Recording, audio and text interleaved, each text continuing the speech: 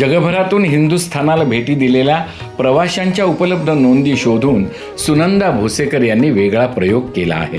अशा प्रवाशांचा कालखंड, त्यांनी लिहिलेली पुस्तकं, त्यांनी केलेल्या खडतर प्रवासात सहन केलेल्या यातना, भेट दिलेले प्रदेश, तेथील हवामान, लोकसंस्कृती, त्यांचे रीतिरिवाज, राहणी पद्धती, त्यांचं कौटुंबिक आणि सामाजिक जीवन, जाती व्यवस्था, धार्मिक आचरण, परंपरा आणि समजुती, लोकांची स्वभाव वैशिष्ट्ये अशा माहितीचा विशाल पट या पुस्तकात आहे. मार्ग, नकाशा, रेखाचित्रे यामुळे पुस्तकाचा विषय गंभीर असला तरी तो शुष्क नाही.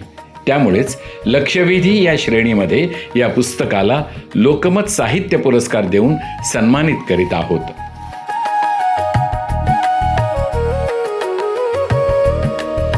यानंतरचा पुढचा साहित्य प्रकार आहे जो लक्षवेधी म्हणून आपण विशेष तो पुरस्कार देतोय.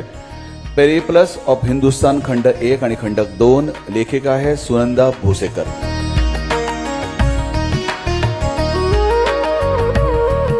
सर्वप्रथम आपल्याला अभिनंदन. आपल्याला लोकमत साहित्यिक पुरस्कार हा मिळालेला आहे, तर त्यावर आपली काय प्रतिक्रिया आहे? आपल्याला हा जो अवॉर्ड मिळालेला हा एक महत्त्वाचा पुरस्कार आहे आणि तो मिळाल्यामुळे साहजिकच आनंद वाटतो आहे.